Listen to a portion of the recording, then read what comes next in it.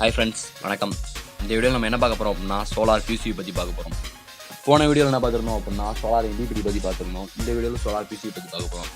PCU MPPT அப்படின்னா ஒன்றுமே இல்லைங்க. MPPT அப்படிங்கிறது maximum power point tracking, PCU அப்படிங்கிறது பவர் கோஆர்டினேட்டிங் யூனிட் அப்படிங்கிறது சொல்லுவாங்க. இப்போ MPPT அப்படிங்கிறது குறைஞ்சது 1,45,000 கிட்ட வரும். இது வந்து மொத்தத்திலே ஒரு செட்டப் பார்த்தீங்க அப்படின்னா ஒரு பேட்டரி போட்டாலே உங்களுக்கு வந்து 75 இல்லை 65 அவ்வளோதான் மொத்தத்திலே வரும். இதுவும் அதை ஈக்குவலுக்கு ரேட்டு கம்மி பண்ணும். பட் MPPT வந்து ஹை டெக்னாலஜி. ஓகே ஃப்ரெண்ட்ஸ், போன வீடியோவில் நம்ம வந்து ஒரு சோலார் எப்படி சார்ஜ் உருவாகுது எப்படி கரண்ட்டை ப்ரொடியூஸ் பண்ணுது அப்படிங்கிற முழு வீடியோ கொடுக்கல. இவங்க 5 பேனல் போட்டிருக்காங்க, ஆனால் 4 பேனல் தான் நாங்கள் லைன் கொடுத்துருக்கோம். ஒரு பேனல் எம்டி பண்ணியிருக்கோம். இப்போ பார்த்தீங்க அப்புறம் நான் சைடில் நிற்கிற பேனல் வந்து ரெண்டுமே 150, இந்த சைடில் இருக்கிறது வந்து பேக்கில் இருக்கிறது வந்து ரெண்டுமே 100, ஒரு 500 வாட்ஸ் ஜென்ரேட் பண்ணுறாங்க. ஓகே ஃப்ரெண்ட்ஸ், இதில் வந்து நம்ம எப்படிலாம் ஒரு லைன் இது அதாவது அந்த ஒயிட் கலர் லைன் தான் ஃபோட்டோசிந்தசிஸ்பாங்க. அந்த ஃபோட்டோசிந்தசிஸ் வந்து ஒரு ஒரு லைட் எனர்ஜி வந்து அப்படியேவும் அந்த கரண்ட் வந்து ப்ரொடியூஸ் பண்ணும். ஃப்ளோ ஆஃப் எலக்ட்ரான் வந்து உருவாக்கும். அந்த ஒயிட் கலரில் ஒரு கோடு இருக்குல்ல, அது வந்து ஒரு ஃபோட்டோசிந்தசிஸ்பாங்க. ஓகே ஃப்ரெண்ட்ஸ், அந்த ஃபோட்டோசிந்தசிஸ் இப்போ சின்ன வயசுலேயே படிச்சிருப்போம், எல்லா பொருளும் ஒரு ஆட்டமான உருவாக்கப்பட்டது அப்படின்னு. அந்த புரோட்டானும் நியூட்ரானும் வந்து ஓட வைக்கும் இந்த ஃபோட்டோசிந்தசிஸ் வந்து. ஓகே ஃப்ரெண்ட்ஸ், இப்போ வந்து நம்ம அந்த எம்டி பேனலை வந்து நம்ம என்னங்கிறது பார்க்கலாம். அந்த எம்டி பேனல் ஒரு 150 வாட்ஸு.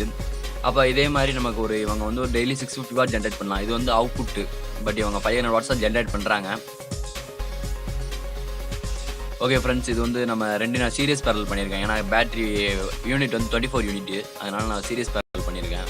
அது எம்டி யூனிட், அந்த எம்டி பேனல். அந்த எம்டி பேனலை வந்து நான் 2 வயரையும் காட்டுறேன் பாருங்கள்.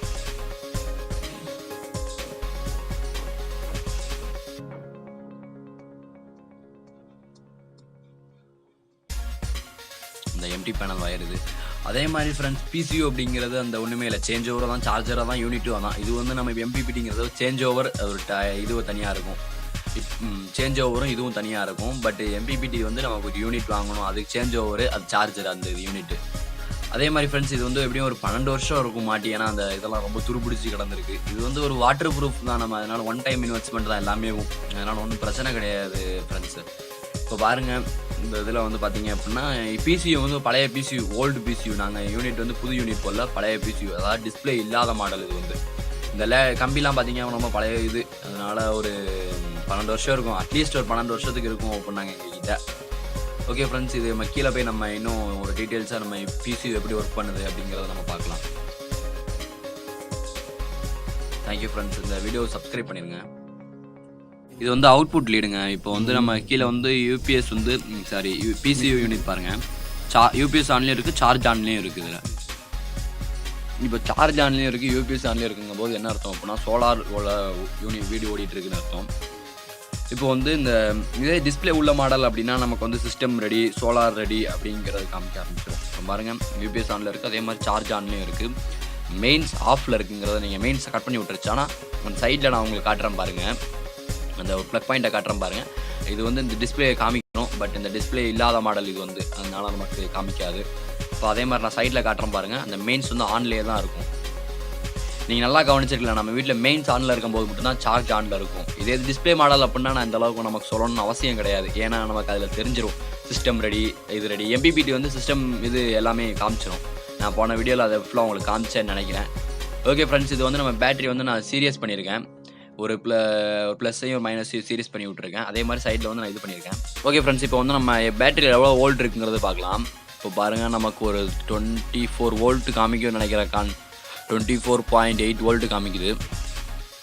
24.8 நல்லா காமிச்சோம் அப்படின்னா 24.8 வோல்ட் நமக்கு இதில் காமிக்குது ஃப்ரெண்ட்ஸு.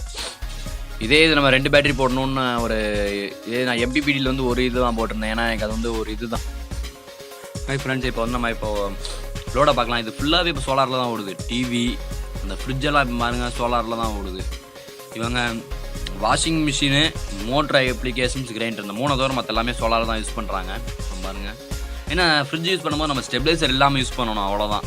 மற்றபடி வேறு ஒன்றுமே இல்லை. ஹோம் தேட்டர் எல்லாமே அவங்க இதில் தான் யூஸ் பண்ணுறாங்க. அந்த 500 வாட்ஸ் ஒரு நாளைக்கு ஜென்ரேட் பண்ணி கொடுக்குது.